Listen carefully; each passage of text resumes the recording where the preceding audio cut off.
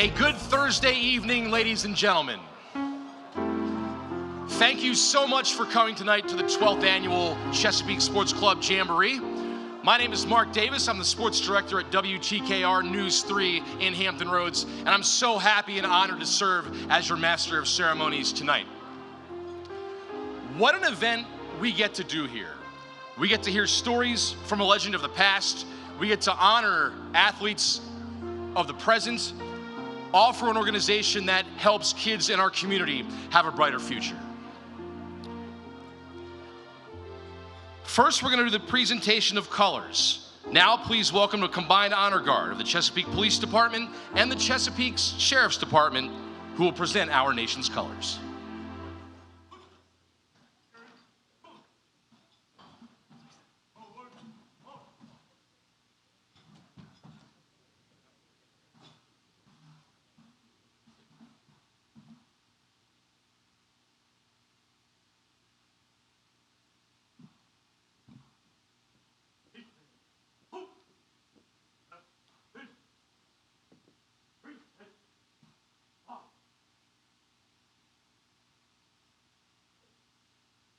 Now to present our national anthem, Kathy Williams.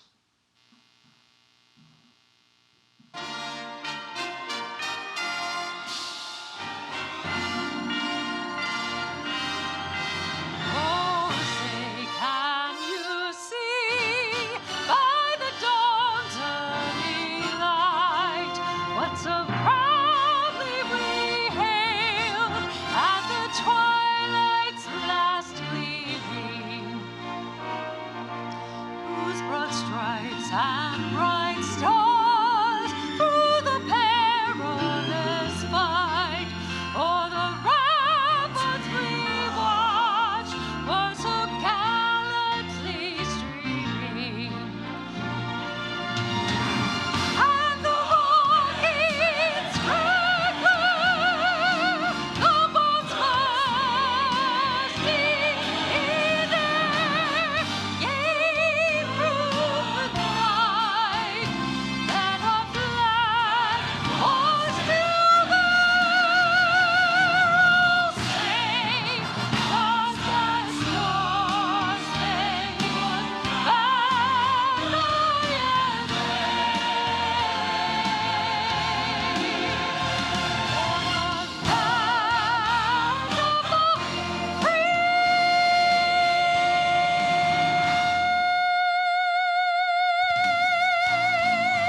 and the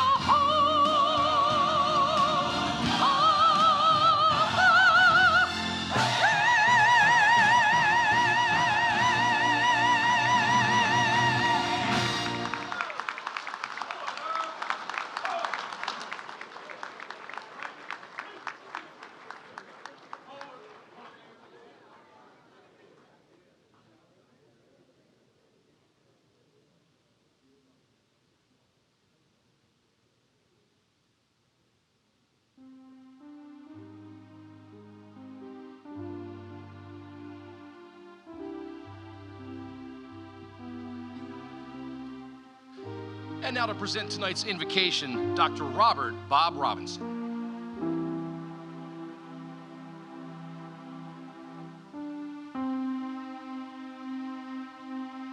You're welcome to be seated.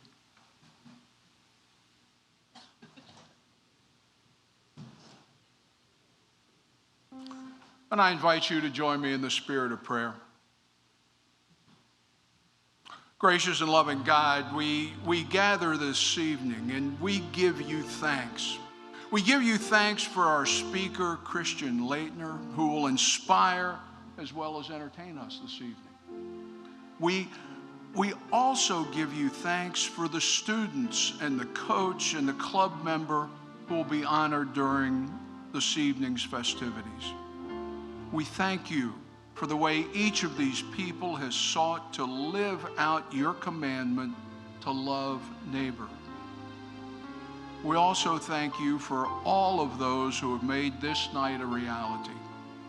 As we fellowship around table this evening, we ask that you would bless our conversations and draw us into deeper relationship with the ones with whom we break bread. We ask that you would bless our food all the way from the field to the table, and each set of hands that has touched it along its journey. We pray that our meal this evening would nourish and strengthen our bodies so that we might be prepared to be your servants in the world. Allow us to leave here this evening with our hearts and stomachs full from the bounty which only you can provide. And we ask that you see each of us home safely and allow us to go home and lay our heads on our pillows and rest, in order that when we awaken tomorrow, we have a new opportunity to be in service. In the name of the one who came that we might know you, we offer our prayer. Amen.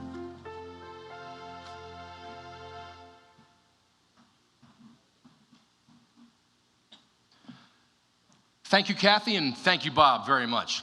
Well, we have a fantastic night planned tonight. You guys are definitely in for a treat. We're going to honor some of our exceptional student athletes here in the city. We're going to hear from a legend of ACC basketball. But first, what I want to do is, an event like this does not just come together on its own. We have a Jamboree committee that works tirelessly to put this on. I'd like to give a round of applause right now to the Jamboree committee, who really did a lot to make this happen tonight.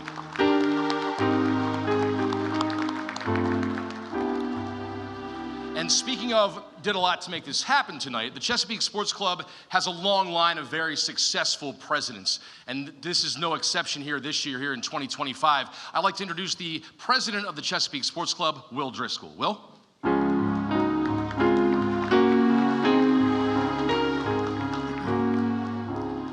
Thank you, Mark.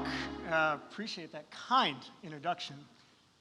Before we get started, though, I just kind of want to get a pulse of the room tonight. Do we have any Duke basketball fans in the house? Okay. All right. Do we have any? Let me do my thing. Do we have any Tar Heel fans in the house? Okay. Do we have any law enforcement in the house? All right. I've shown you the prime suspects if any shenanigans go on tonight, so you're welcome for that. As Mark said, this does not come together by one person, by two people. It comes together with a great group of people. And so I would first like to thank and welcome all of you to the 12th Annual Chesapeake Sports Club Jamboree. And again, just thank you for being here.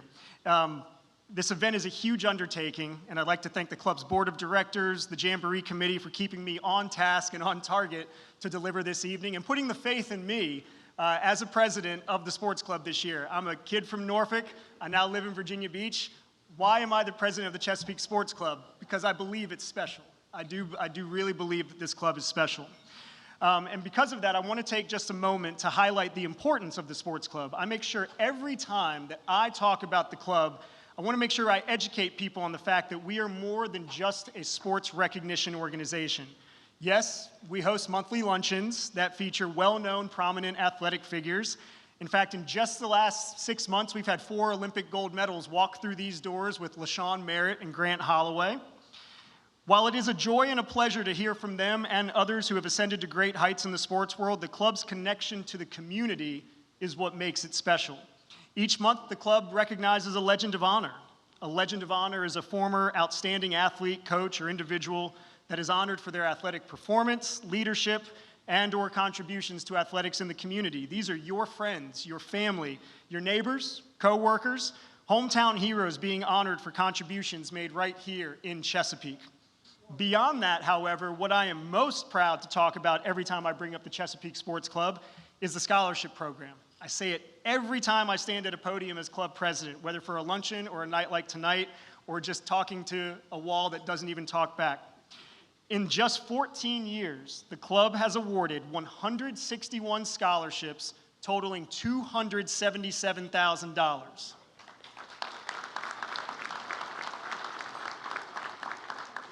In a couple months, those numbers will surpass $300,000 with this year's scholarships.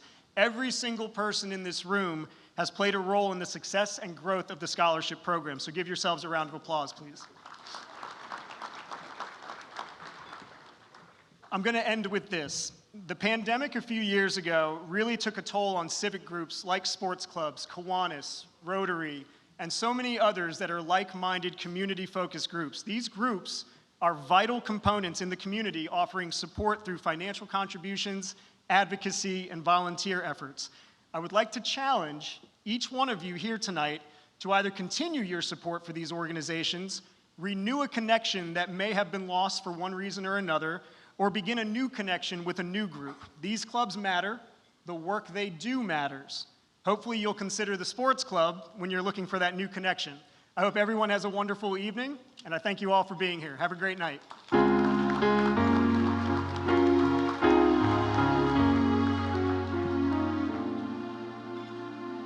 They hadn't been sitting down 5 minutes and you already did the Duke Carolina thing? Pulse of the room. Thank you, Will. Our next guest is not only leading our city forward, but he's also one of the big reasons that we're sitting here tonight. Mayor Rick West was actually one of the founders of the Chesapeake Sports Club, and now he continues to support it today. Ladies and gentlemen, Mayor Rick West.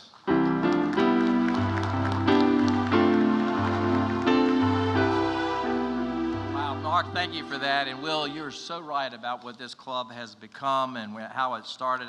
I kind of look back 15, 16 years ago, and friends of mine invited me to, before there was a Chesapeake club, to the Norfolk Sports Club. And I had never really heard of a sports club, but the speaker that night was Bobby Bowden. I remember it like it was yesterday. And as I recall, that meeting had a lot of talking before the guest speaker got up there, and you can appreciate this, Christian. I think it was like 9 o'clock before Bobby finally came to the microphone, and his first words were, "Damn, don't you boys ever sleep at night?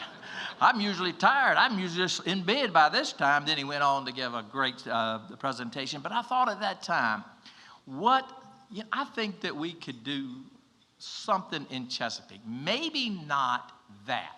Maybe not attracting that many people and attracting a Bobby Bowden. My vision was more a quarterly lunch meeting, sit around, talk about sports and maybe celebrate some folks, but that's not what happened. The leaders of this organization for the last 15 years have taken this club to a new level. Just as our city has grown, we've had presidents and chairmen of this club, 15 total, over its lifespan, and it's taken us to a place that we are here tonight. We've attracted local heroes, speakers like Michael Goodire, who's here today. Michael, thank you, brother. We've had Alonzo Mourning. We've had Kenny Easley, and most recently at our club, we've attracted Grant Holloway. Never did I expect to bring people like Rocky Blyer, Johnny Bench, Goose Gossage, John Riggins, Joe Theismann, Kristen Lakener. Never did I expect to have people like that in a city, our city, Chesapeake. You know, we've grown a great deal these last 15 years in so many ways. We've come from a farm city to a city that really is a vital part of this region. And this club really and truly does reflect that. I just want to take one moment to recognize the past chairmen of this club that have taken it to new heights. Buddy Bagley, John Henry Martin, Doug Smith, Larry Zoller, Lou Tayon, Steve Johnson, Carolyn Bernard, Glenn Hampton, Phil Johnson, Jim Clevenger, Richard Harris, Don Irby, Martin Oliver, Glenn Kuntz, Will Driscoll. Thank you for what you've done. So I'll never forget that moment when I came back to talk to, I think Martin might have been the first person that I talked to about having a sports club in Chesapeake, and they said, "Look, we've tried this so many times that we've just not been able to do that." And so I talked to several people, and it just did not seem like it was going to happen until, at the same time, a guy named Bobby Clifton retired as Parks and Recreation Director. Bobby had a reputation of getting things done. Bobby had a reputation of knowing so many people, like Buddy Bagley. And finally, Bobby had the time and energy to make this club happen. So if you can see Bobby tonight, shake his hand and thank you. And again, thank you all for being here tonight and making Chesapeake what it is. Thank you, Christian, for being part of this program that is so important to us, and we look forward to hearing from you. God bless you all.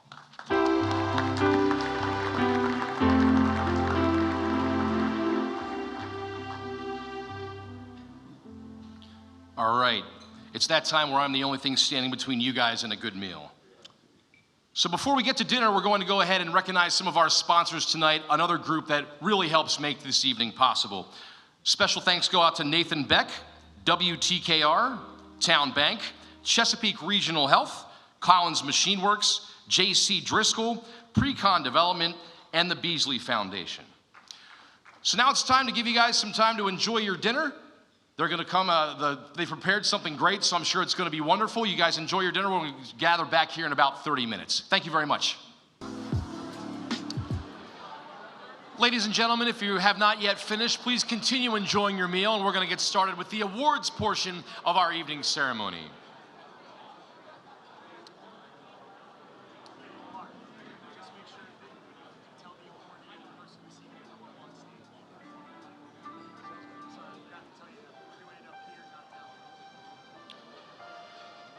Award winners, if you'll please come up on stage after we announce your name. That's where you'll receive your honor. And we begin with our Female Athlete of the Year. She is very humble, and that was like an important thing. She's humble. She acts like she's just a regular athlete and everything, and you're someone you can hang around. As a student, Sophie is phenomenal. She is above average in everything she does. She gives like 200% in everything she does. She attacks what she does in the school as well as she attacks what we're doing out on the track. She has absolutely matured. She has become one of the leaders of the team. You can tell she comes in every day. She wants to put in that work. She wants to get better, which is so important. And not only that, but she's so supportive to her team and like dedicated to the team itself, which I think is crucial. She's very inspiring. Her peers respect her. She's, again, a kind of kid that every teacher loves to teach.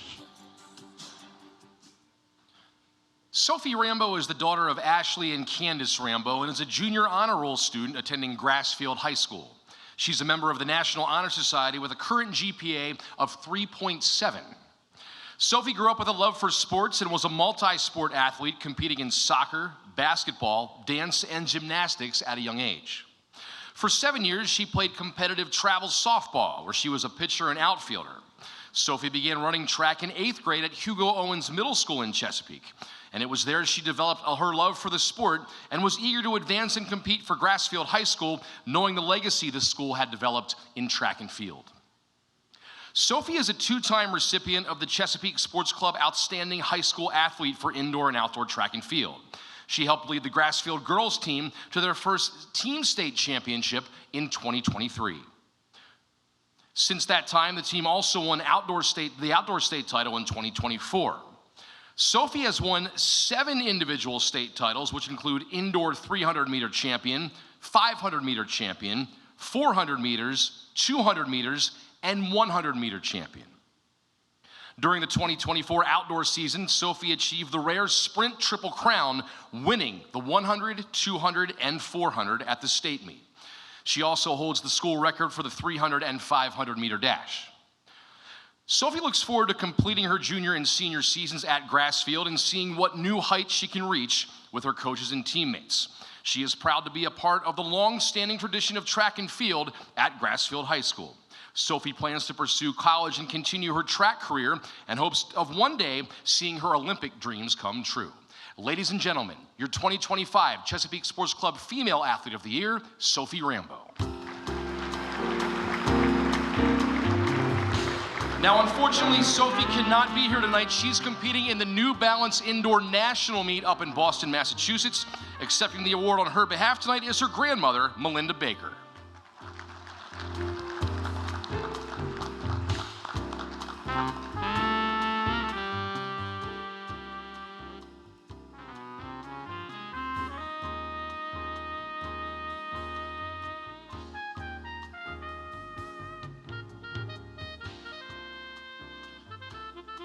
Next, we'll move to our male athlete of the year.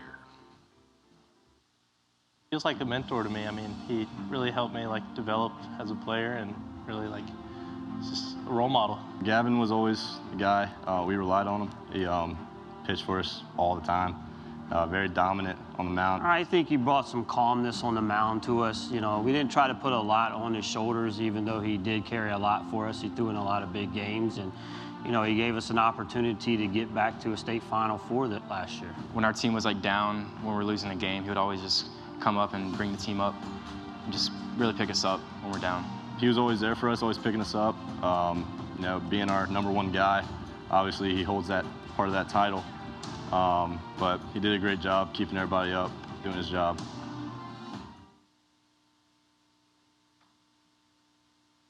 Gavin Biernot is the son of Melissa and Kenneth Biernot and a 2024 graduate of Western Branch High School, where he lettered in baseball in each of his 4 years with Coach Roland Wright. While a Bruin, he was recognized as Defensive Player of the Year in 2022 and 2024 and was awarded the WBHS Athletic Brotherhood Award in 2024 by his principal, Mr. Quentin Hicks. In that 2024 season, Gavin helped lead the Bruins to the Class 6 state tournament. He was the 6A Region Player of the Year and the Class 6 State Player of the Year. Gavin finished the season with an 8-0 record, recording 101 strikeouts, only 27 walks, and a razor-thin ERA of 0.80. If you're a baseball fan, you know that's pretty darn good. Gavin was also named first-team All-Tidewater by the Virginian Pilot and Chesapeake Sports Club Outstanding High School Athlete in the sport of baseball. Gavin's currently continuing his academic and baseball career at VMI with Coach Sam Roberts, where he is an economics and business major. Ladies and gentlemen, your Chesapeake Sports Club Male Athlete of the Year, Gavin Biernot.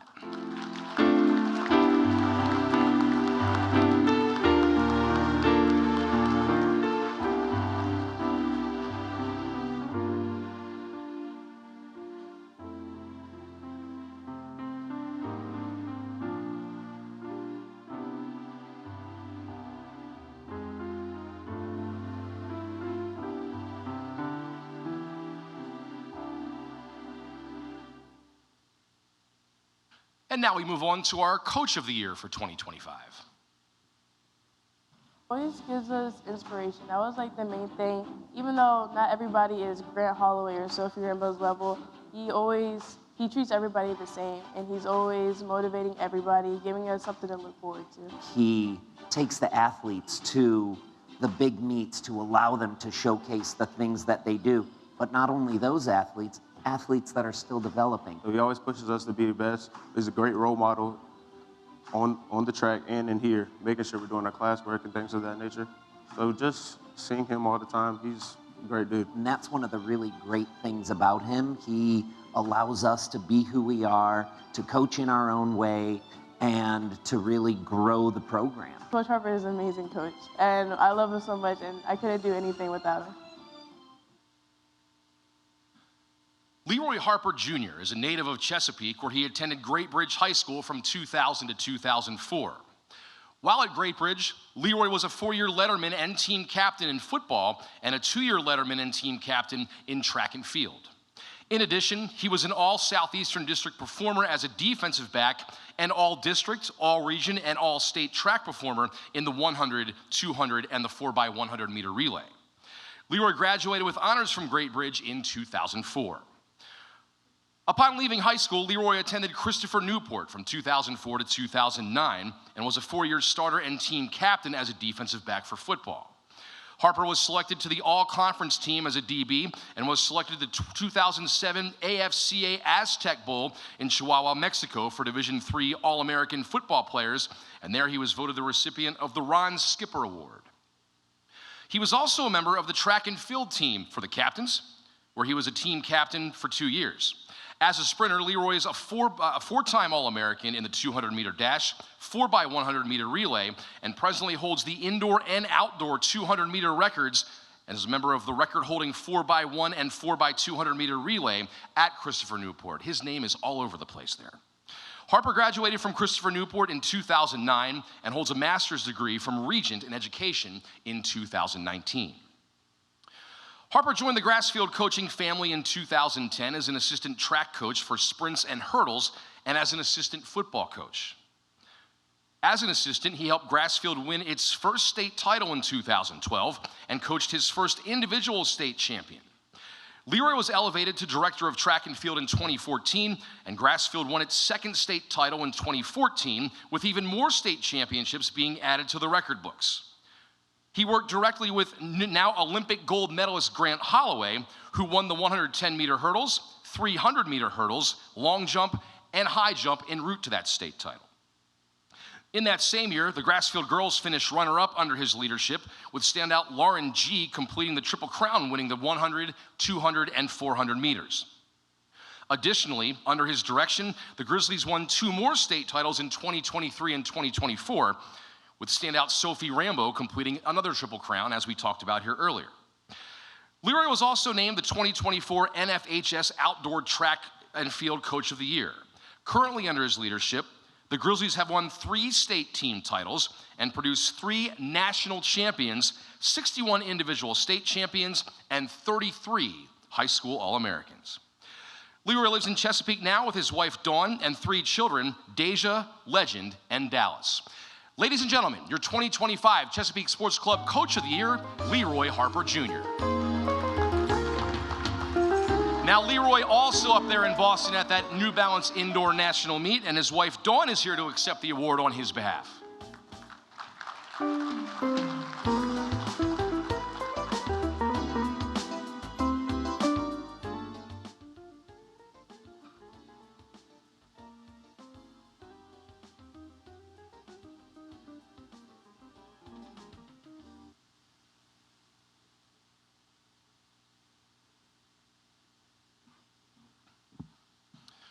Now, each year, the Chesapeake Sports Club likes to honor a member who contributes more than his or her fair share to the club.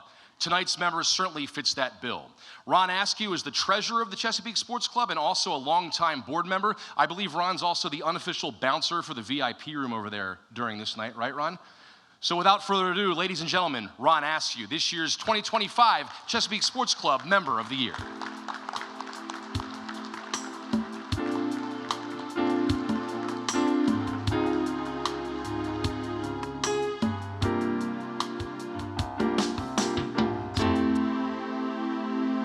I saw lights like this was a lineup. Thanks a lot. This really is important. I mean, I'm very pleased to get to receive this, but I'm just really happy that I can be part of the team and contribute to what the club does. I just promised I will. I'd keep it under 20 minutes. So I'd like to make one special thank you, and that's to my wife, Debbie.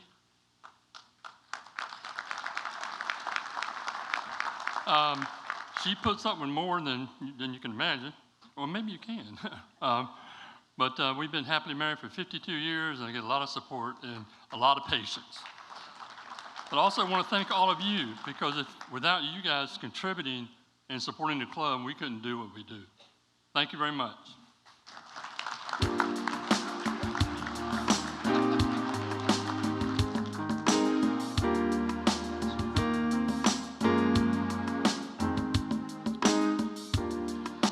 Ladies and gentlemen, can we get one more round of applause for all of our award winners tonight? What a group of individuals.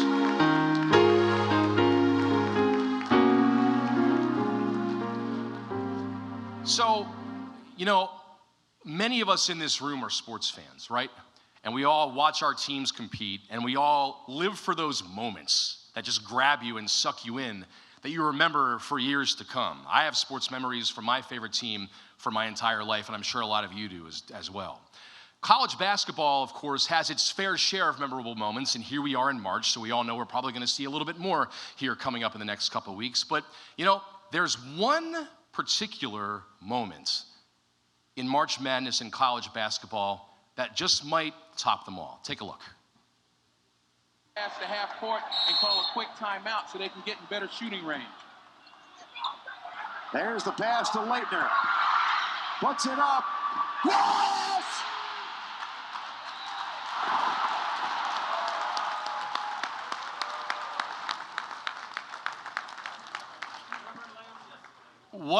exactly, I do too. What a moment there in 1992. That's one of those, I remember right where I was when that happened, and you guys might as well.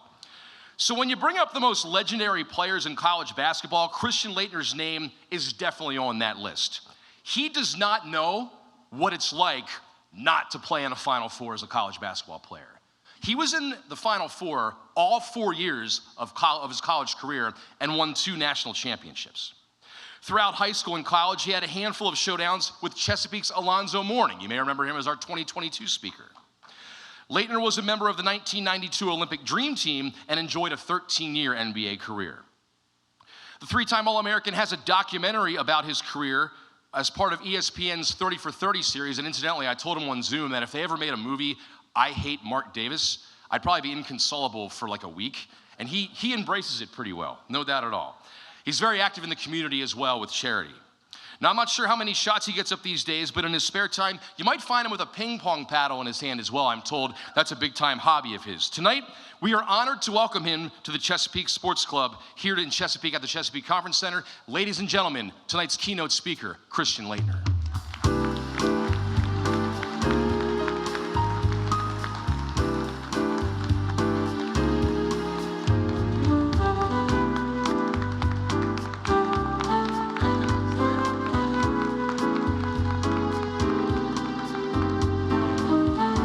Sit.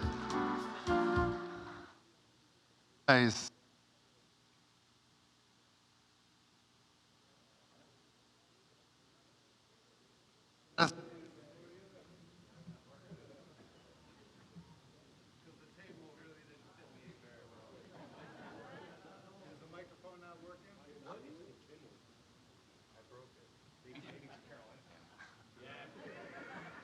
Check.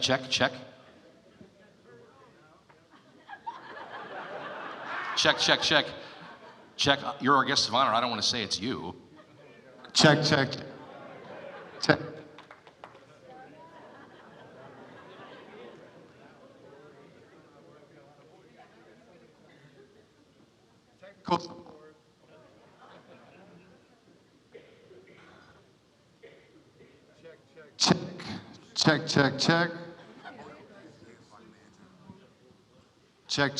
Is that better?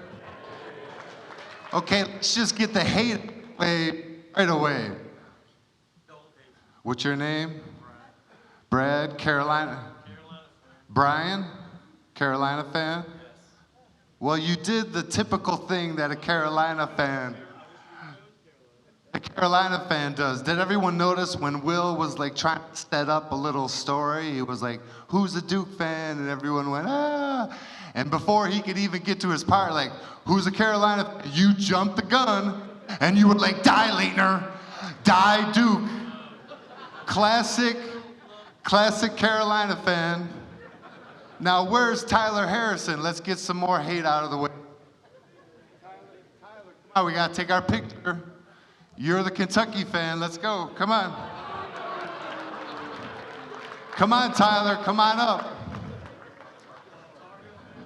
Because we didn't take a picture in the VIP room, did we?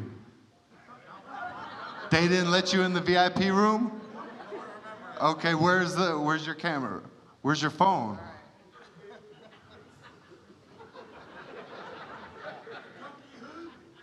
You'll put it on Snapchat or Instagram? Come on, we're ready.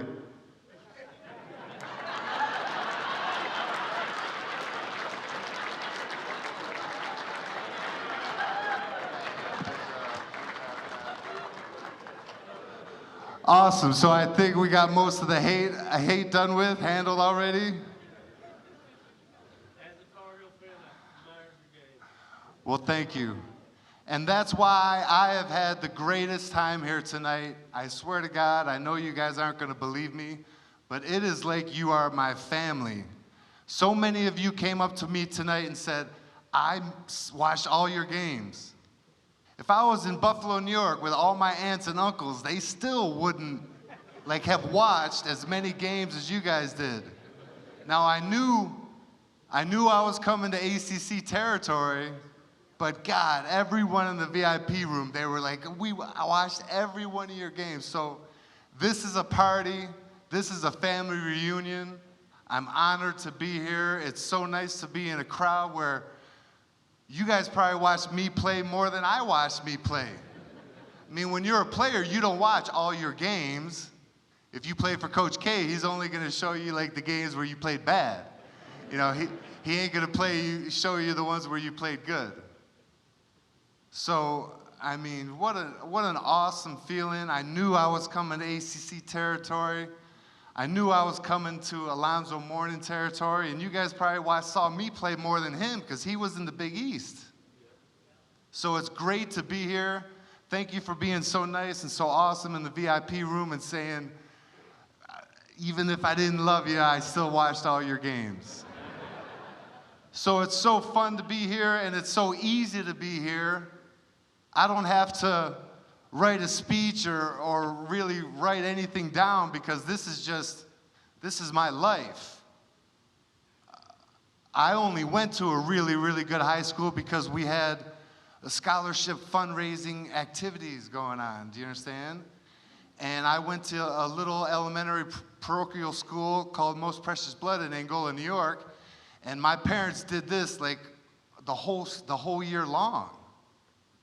Okay, because my dad, who was my coach, and my mother, who was a teacher, a third grade teacher, that's what they had to do in my little town to raise money for the parochial school. So, and I went to the best high school in Buffalo, New York. It's called the Nichols School. And they had to do fundraising events just like so they can give me a half scholarship so I can go to that school. So just so easy for me to be here. So fun. I didn't need to prepare a speech. This is what happened to me.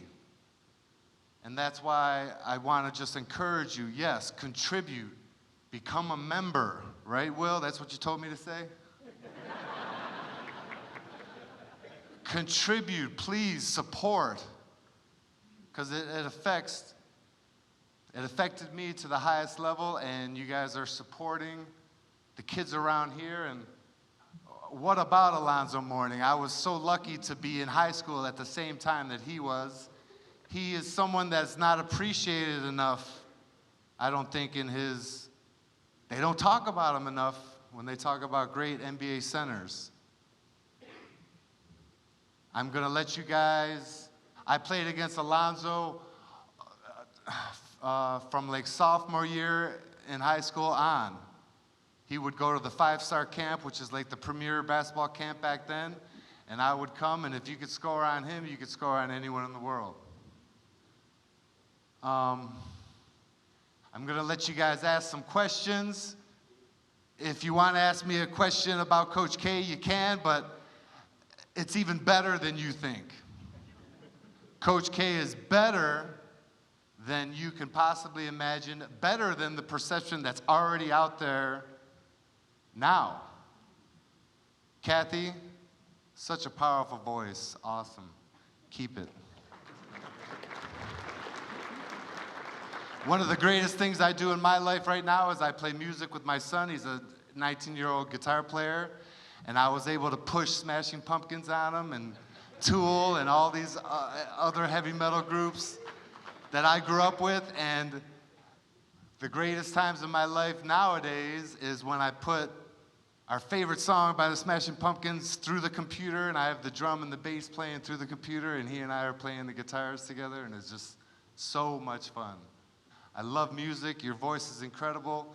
May you always have that power. So go ahead, think of your questions. We got some planted questions, right? Ken, you got the planted question I gave you last night.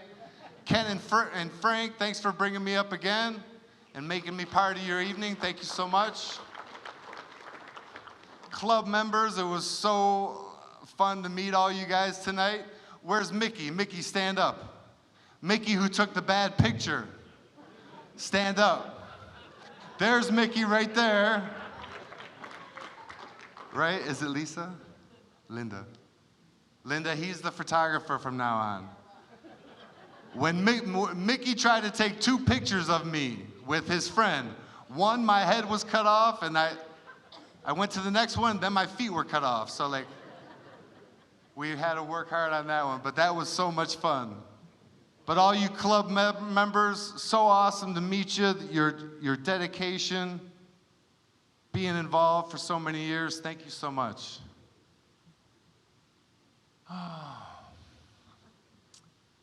Okay, anything else? Ken, anything I'm forgetting about? Ping pong?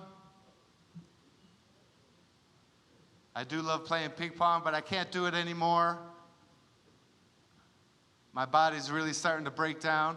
I don't know how LeBron James is going to be walking when he's 55. I mean, because the guy's played 20 years, 22. I only played 13 years, and every time I go to sit down now, it hurts. I don't play golf anymore because I can't stay down and throw the ball anymore and do all that stuff when you're 6'11". No, not backgammon. But I do a lot of fishing, I do a lot of hunting, I do a lot of basketball coaching. Raise your hand if you're a basketball coach in here. Okay, not enough. Not enough. The first thing you got to teach your kids is catch the ball and face, and don't dribble every time the ball hits your hands. The greatest thing my father ever taught me, and he coached me from 6 until 13, was, son, when the ball hits your hands, do not dribble right away. Catch it, face your hoop, and save your dribble. And when you're 8 to 11, you don't know how important that is. You know what it means. It means don't dribble, look at the hoop. And then you're an 18-year-old and you're at practice with Coach K at Duke University for the first time, and the hardest he yells at you and hardest he blows the whistle that day is when he says, catch the ball and face your hoop and don't dribble, son. That's what I want you to do. And it was like I was raised, I was brought up, I was taught every step of the way to play for Coach K. And that's why we went to 4 straight Final Fours, because everything he said I believed in. He's better than you think. I wish every basketball player in the world could play for that guy for 1 year. So coaches, you got to teach your kids not to dribble the ball as soon as the ball hits their hand. Some kids today, even before the ball gets in their hands, they're starting to dribble it. That makes the game hard. That makes the game harder. Now, sure, when you get older and you're better and you're more skilled and your skills are at the pro level, we'll let you dribble right away. But for now, you got to learn how to make the game easy and simple. Basketball is the greatest game created by God. It's a lot harder than football. Football, you get the ball, run as fast as you can. Okay? And I love the NBA. I love where the game has gone over the last 30 years. Everyone is so skilled. When I was a teenager, that's when, that was 85, 86. That's when you started to see 6'9", 6'10 guys playing like guards. That was Larry Bird and Magic Johnson. So being a tall guy, you wanted to emulate that. And now every center is shooting threes, and almost every center can bring the ball up. So I just love where the game has gone over the last 30 years. Now, I don't necessarily agree with all 4 of us behind the three-point line and don't ever cut and pass and move and all that stuff. But I still love where the game has gone. And bless Bill Walton.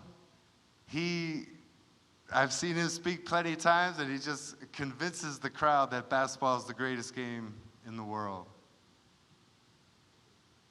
I would like to say, bless my mother's soul also. She passed away a few years ago. And she was a 3rd grade teacher, so I had rules and regulations and strictness in the house, and then I had rules and regulations and strictness on the sports field with my father. And then I was lucky enough to go to play for Coach K, who is better than you can imagine. And he was so strict and so fundamentally sound that he would actually say to people on my team my freshman year, no one shoots until Danny Ferry touches the ball once. And I was like, God dang, that is the greatest thing ever.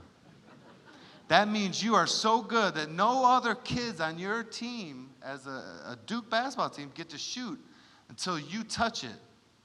Not because we needed Danny to necessarily shoot it, but just if the ball got in his hands, he could make things happen. Then the greatest thing was when I was a senior and Coach K said that to the team one time.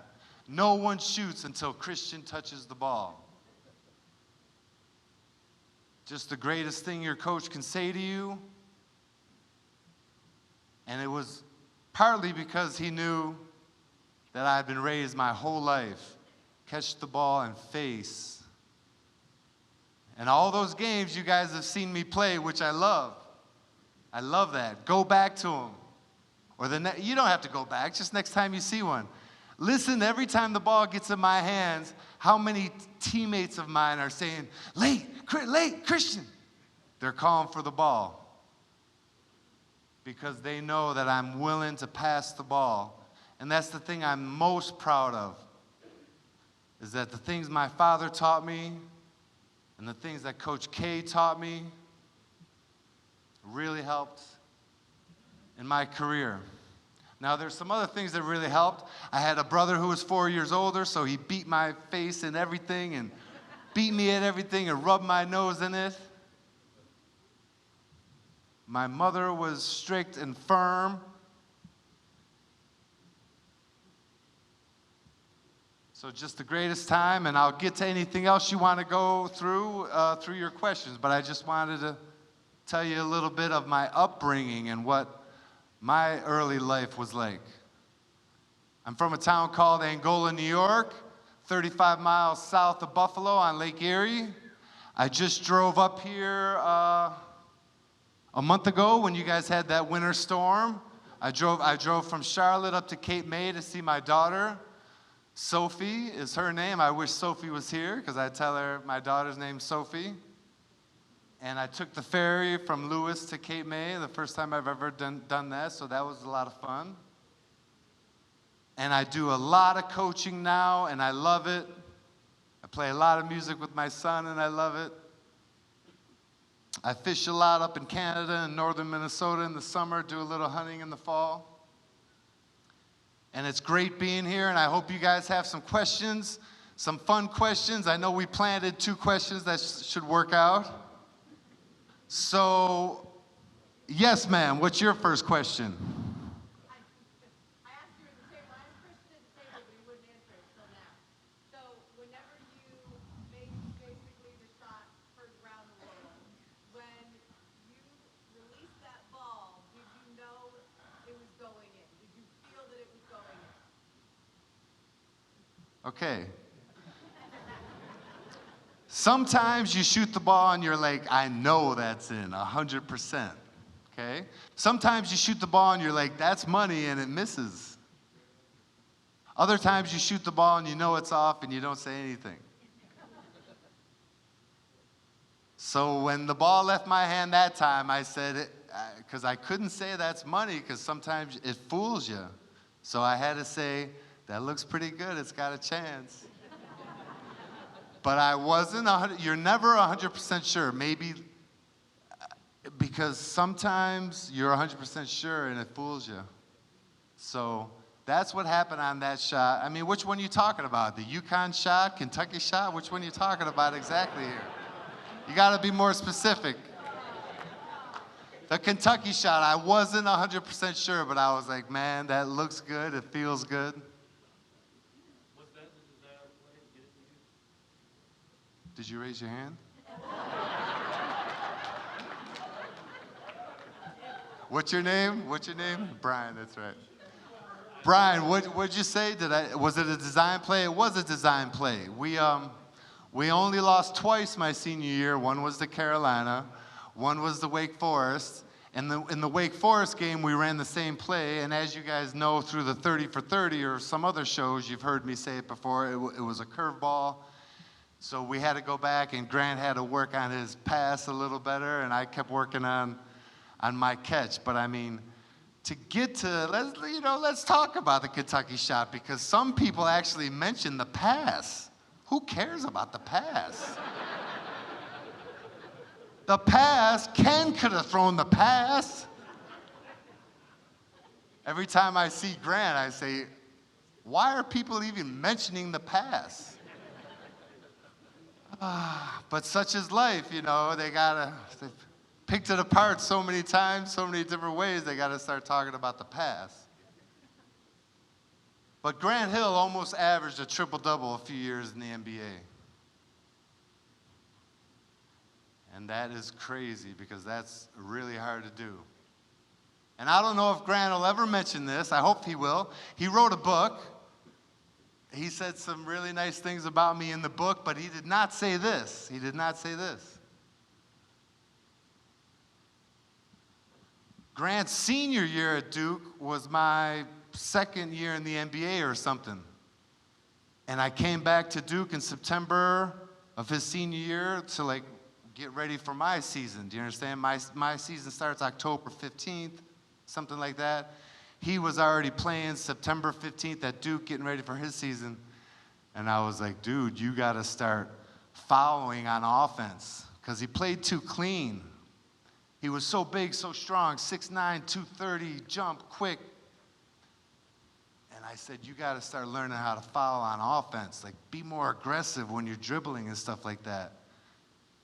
And I don't know if it helped, and I've never seen him, say, Leitner told me. But I walked in to the gym, and he's a senior, and he's going 1 through 5, like Charles Barkley highlights. You know how Charles Barkley would get the rebound and dribble all the way and dribble around everyone and then dunk it? That's what Grant Hill was doing. So just an unbelievable player. Unbelievable player. But the player I'm most grateful for is that kid, Bobby Hurley. And you know that story. You know the story maybe where my whole freshman year, Coach K's saying, you got to earn it. Is everything okay over here? Everything all right over here? My whole freshman year at Duke, I'm hearing you got to earn it. I'm not going to give you time, and I don't promise time to anybody. And I'm like, man, I love that guy. You got to earn it. So I really bought into Coach K's system. Was not starting my freshman year at the beginning of the year, but by mid-January, February, I was starting, and started for the rest of the end of my freshman year.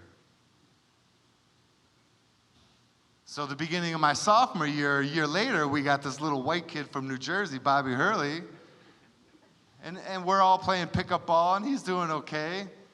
And at our first practice that season, Coach K does this ceremonial gesture, and there's a show out now on ESPN called We're Number One, where I talk about this, and we talk about it.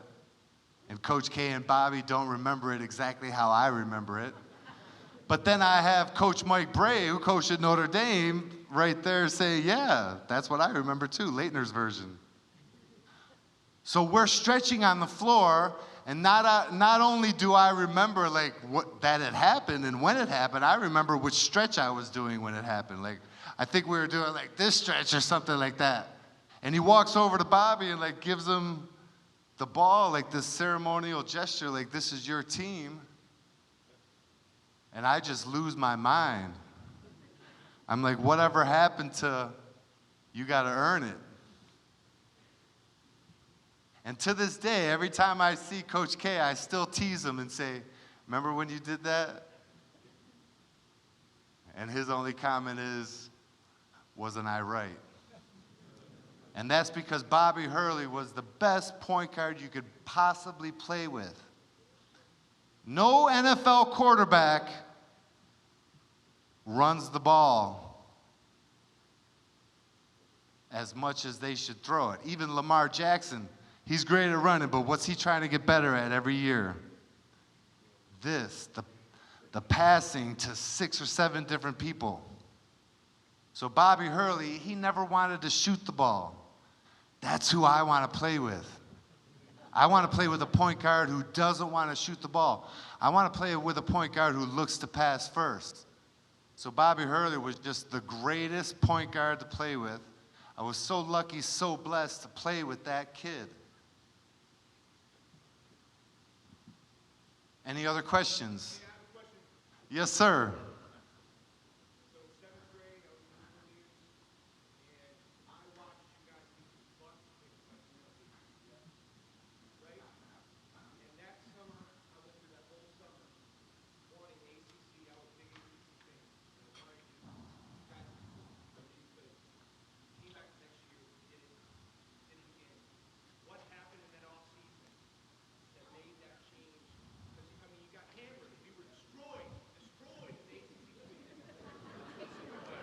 In the championship game.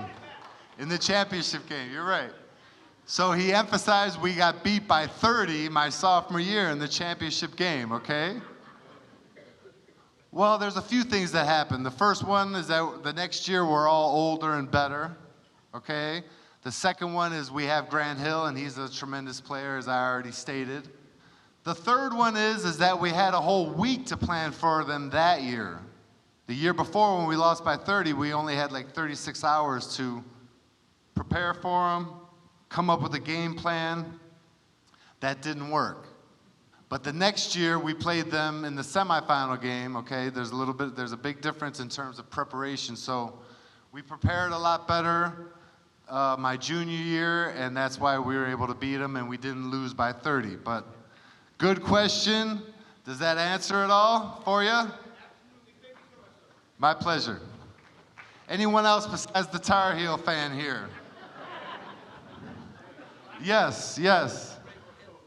Talk a bit about a couple of your favorite moments that you remember the most as a player. Okay, I'm glad we specified there, because if you asked me that and didn't specify, I would say playing Chair Brock with my son. Okay? As a player, the first championship is the thing I'm most proud of. The second championship is the thing I'm most proud of. And then, you know, the last second shots after that. But you play sports for championships and for winning, not to hit a last second shot. So the thing I'm most proud of is the championships, because the Duke basketball program, it's a family. And you end up loving the secretaries and the managers and everyone that helps in every step of the process.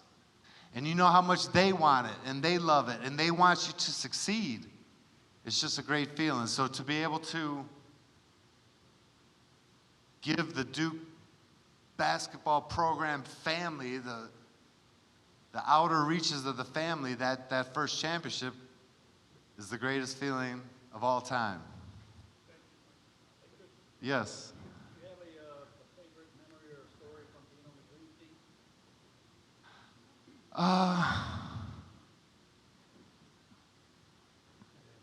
The greatest thing about being on the Dream Team is that I didn't have to score any points and we were going to win.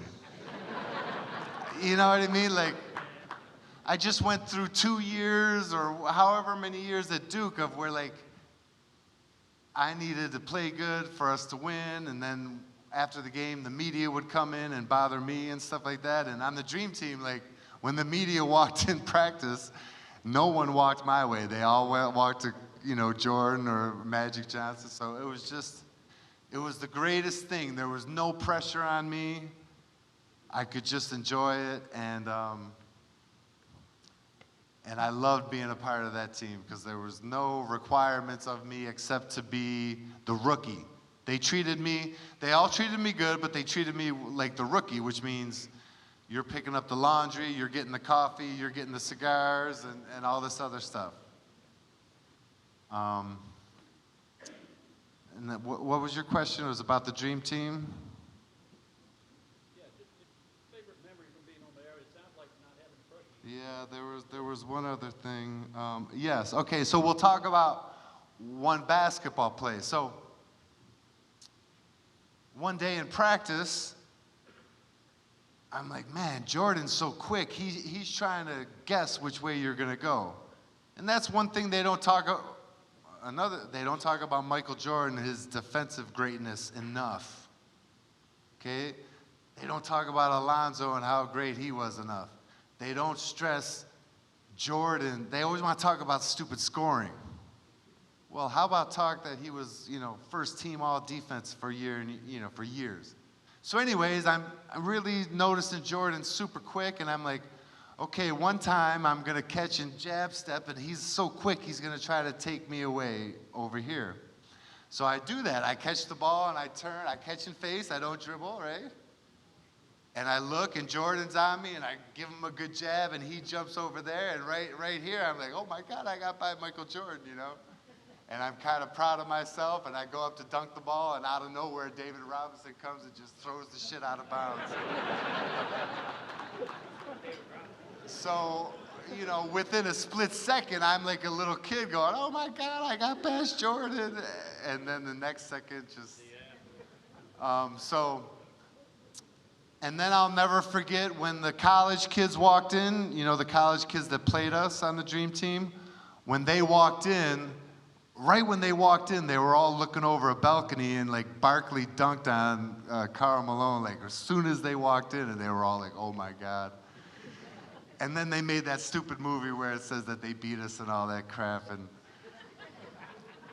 which Chuck Daly threw the practice, so we all realized that. But any more questions? What time am I supposed to go to, Will? Jeez Louise. Okay, where? Yes.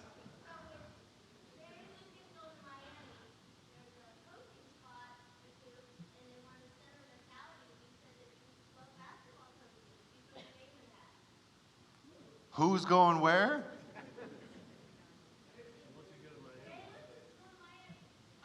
Oh, was he on the Duke staff?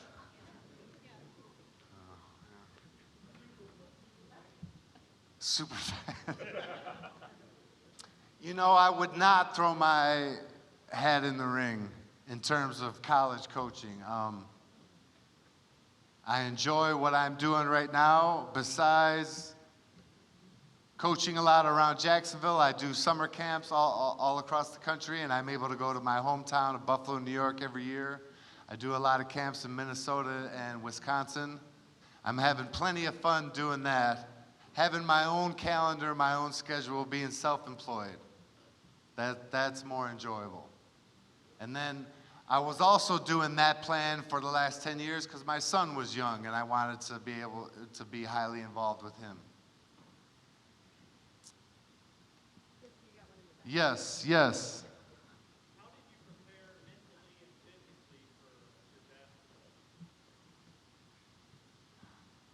How did I prepare mentally and physically for what?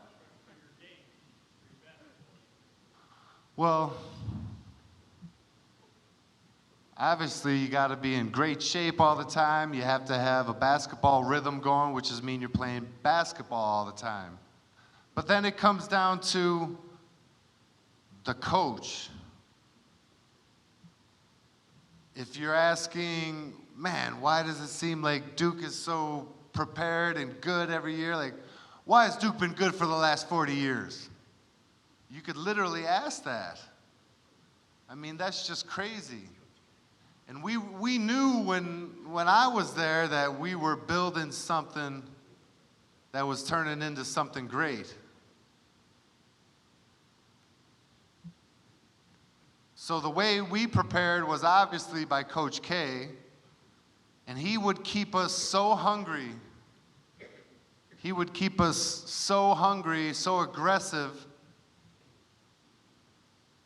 that we just wanted to play very, very good on the defensive end, very good on the offensive end. But the thing that sent it over to another level for me was when we lost by 30 points to UNLV my sophomore year. And I don't know if you guys remember, but because a lot of you were watching us play. Raise your hands up if you were watching us play 88 to 92. That's a lot. When we lost by 30 in the papers, they said We were too soft. We'll never win. Coach K can't get it done. And that made me lose my mind.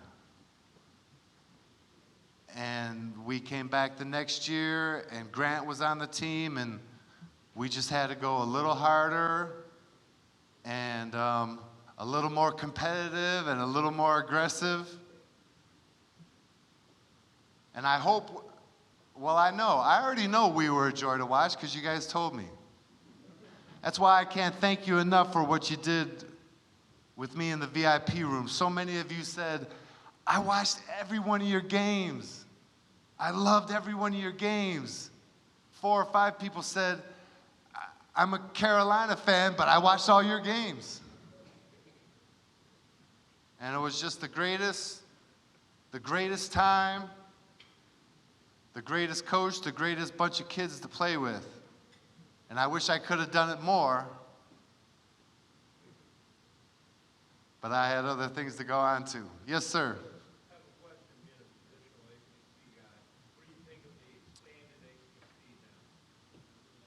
Whatever they do is fine with me. Some of the stuff is all silly, but I love the way basketball is being played now. Everyone is so skilled, like I already said. Some of the rules I don't agree with, like standing behind the three-point line, like I already said, but I love watching college basketball. I love watching NBA basketball. So it's in good hands. Yes, sir.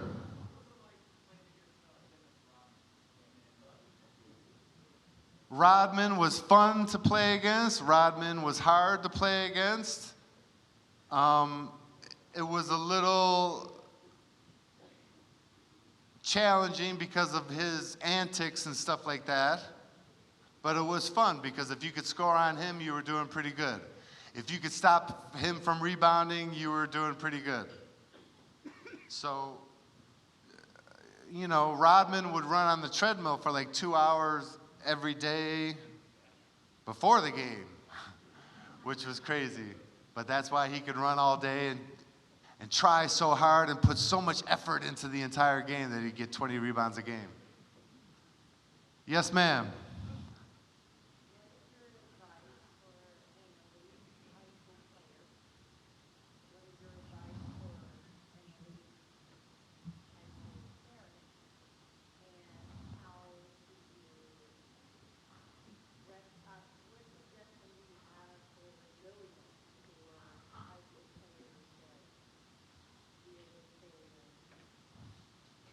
Okay, so the first thing is advice for the high school athlete is you must seek out the best coaching around.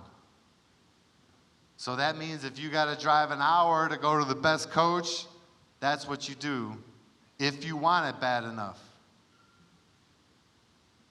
You must seek out the best coaching that you've heard of or is in the area.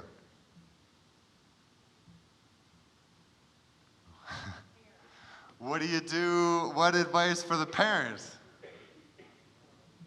Well, I'll tell you a story.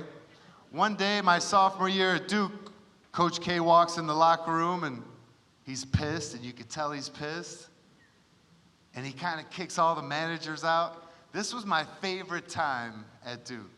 My favorite times at Duke was when Coach K was mad, when Coach K would slam the door, when Coach K would kick all the other coaches out, all the managers, and it would just be him and us. My mother was a grammar teacher, so I had to get that one right. And it was just Coach K and us. And he would yell at us, and he would tell us the God's honest truth. So this one day, he walks in my sophomore year, he kicks everyone out, and he says, if your parents ever call me again, so that's my advice. Don't call the coach. Don't do the passive-aggressive thing, which is email the coach, because that's all email is. Email is just a passive-aggressive way for a parent to yell at a coach or, why isn't my son playing? That's all that is. And every coach I've ever had at Duke loved my parents. And it's not because of my skill level or that I made a shot or two. It's because my parents kept their mouths shut and didn't say anything to the coaches like about playing time for their child. Okay, and the third thing was,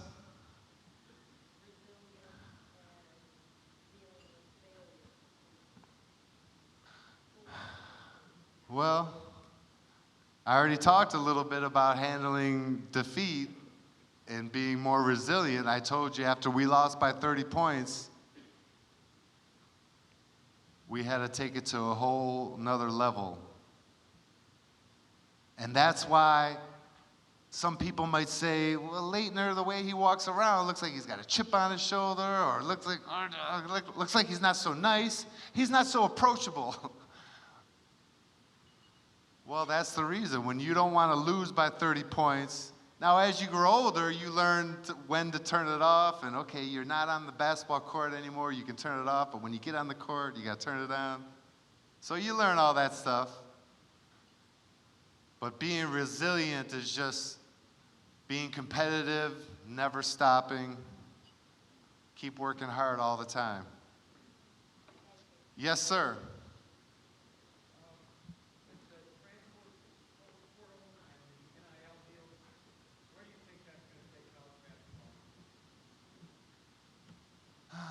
I don't necessarily love it. It doesn't, they keep saying you can't stop it anymore, you can't stop it.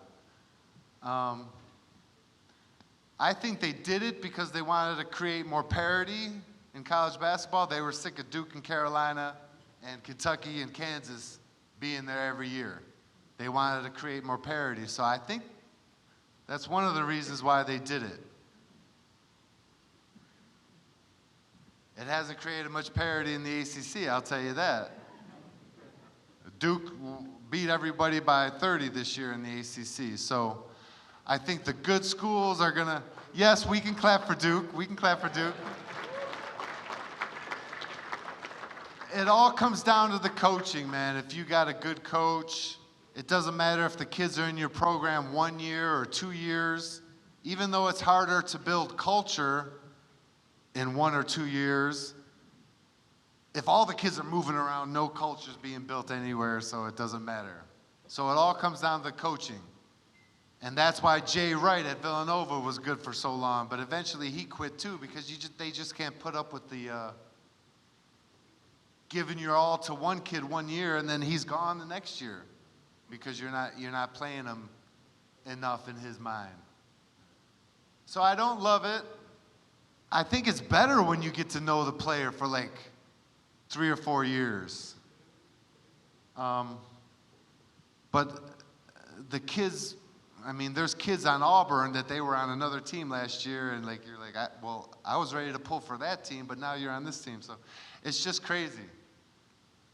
I think it's more fun when they should put a rule in. If you're not the top 5 pick in the NBA, you got to stay in college. Because it's more fun for the college fan to see Zion go a second year to Duke or Cooper Flagg a second year at Duke. And it's more fun for all the college basketball fans to see those great players for 2 years instead of 1. Anyone else? Yes, sir. Yes. Will said one more. Ken? Frank? One more. Yes, sir. Yes, sir.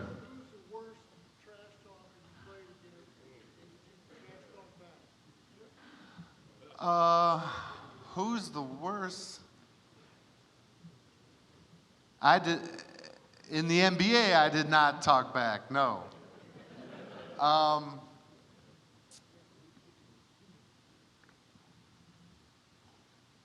I would say maybe Jordan in the NBA because he could back it up. So he might have been one of the worst, but one of the greatest things that ever happened to me on the basketball court was my second year in Minnesota, we're playing the Houston Rockets. And it's like a tie ball game, and there's 8 seconds left, and Houston has the ball, and they call a timeout. And I'm guarding Hakeem Olajuwon that game. And after the timeout, Hakeem's like walking to his spot where he's going to stand when they take the ball out of bounds. And of course, I'm right next to him, and he goes, "I'm going to give it to you quick and easy." And I was like, "What?" But then I kind of deciphered his accent that he said, "I'm going to give it to you quick and easy." And that's exactly what Hakeem Olajuwon did. So good you couldn't imagine. So good you couldn't imagine. And lo and behold, they threw the ball into him, with 8 seconds left, and he did some thing like that and lost me and laid it in, and just like that's not like talking trash to where you might fight or anything like that, but it's just the neatest little memory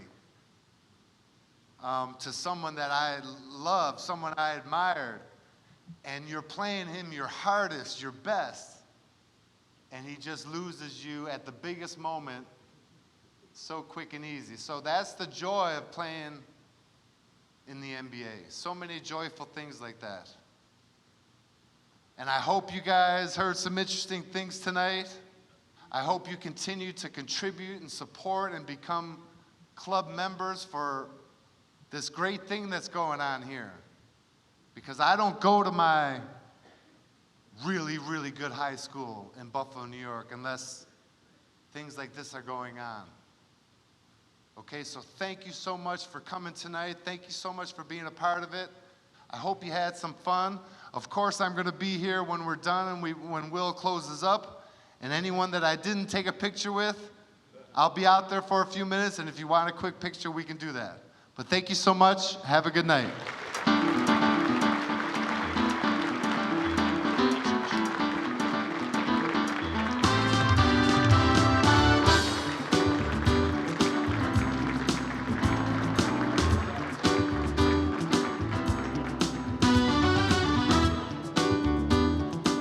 Ladies and gentlemen, thank you so much for coming tonight. Drive home safely. Really appreciate you being here. Have a great rest of your week. Thank you.